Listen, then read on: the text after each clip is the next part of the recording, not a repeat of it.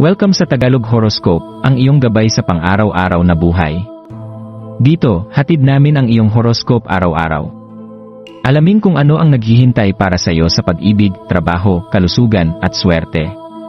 Samahan kami para mas maunawaan mo ang mensahe ng universo para sa iyong araw.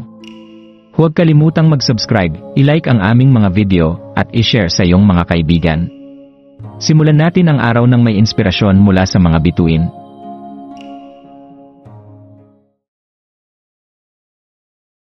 Narito ang iyong horoscope para sa Gemini sa January 18, 2025, ngayong Sabado, habang nagsisimula ang enerhiya ng ika-negatibo 20 araw ng buwan. Maaaring madama mong hinihikayat kang magtuklas ng mas malalim na aspeto ng iyong mga interes, mahal na Gemini. May apoy sa iyong loob na nagtutulak sa iyo upang yakapin ang iyong mga natatanging ideya at magsimula ng mga trend na nais sundan ng iba. Ang impluwensya ng buwan sa Virgo ay nagpapalakas ng iyong likas na kuryosidad, kaya't magbibigay ito sa iyo ng pagkakataon na mag-focus sa mga detalye na magpaparamdam sa iyong mga pasyon ng higit na konkretong anyo. Ngayon ang tamang panahon upang maglaan ng oras para tuklasin ang mga bagay na tunay na nagbibigay saya sa iyo, at hayaan mong magsilbing gabay ang mga ito upang maging mas magaan at makulay ang iyong araw. Habang nakikisalamuha ka sa iyong mga interes, maglaan ng sandali upang magmuni-muni kung paano maaaring maapektuhan ng mga nararamdaman ng pagnanasa o init ng katawan ang iyong mga iniisip at kilos. Ang mga emosyon na ito ay may kakayahang magdulot ng malalim na inspirasyon at makapagpasik ng bagong mga ideya. Yakapin mo ang enerhiya ng mga emosyon ito, dahil makakatulong ito upang magdala ka sa mga bagong landas na hindi lamang magbibigay saya sa iyo, kundi maghihikayat din sa iba na makita ang mundo mula sa iyong pananaw. Minsan, ang ating mga pinapahalagahan at ang ating mga nararamdaman ay may malaking papel sa ating pagiging malikhain.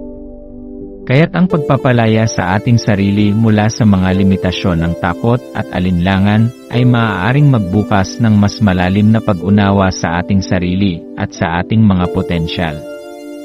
Habang ang buwan ay nagbibigay suporta sa iyong mga hakbang sa praktikal na aspeto, ito na ang tamang panahon upang mag-invest sa iyong sarili at alagaan ang iyong isipan at espiritu. Ang iyong pagnanais na makamtan ang makulay at makatarungang progreso ay magsisilbing lakas upang magpatuloy sa pag-abot ng iyong mga layunin. Samantalahin ang pagkakataong ito upang magtakda ng mga layunin na may layunin at maglaan ng oras para sa iyong personal na pag-unlad. Ang mga bituin ay nakaaligin upang tulungan ka sa mga hakbang na maaari mong gawin ngayon patungo sa mas mataas na personal na paglago at kasiyahan.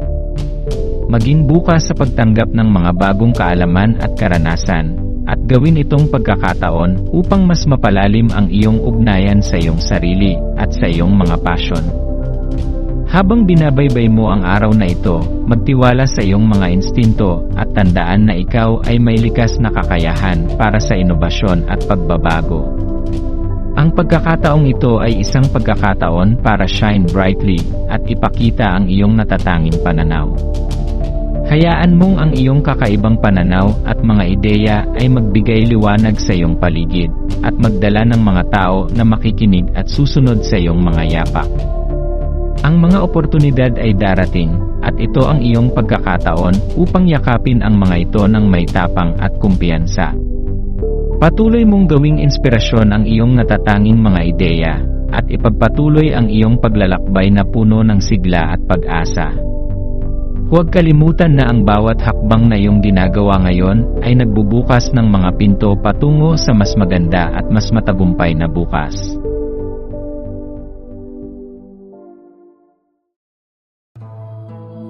Maraming salamat sa panonood ng iyong horoscope ngayon araw.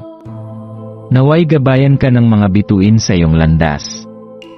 Huwag kalimutang mag-like, share, at subscribe para sa iba pang cosmic na kaalaman. Hanggang sa muli, manatiling konektado sa universo.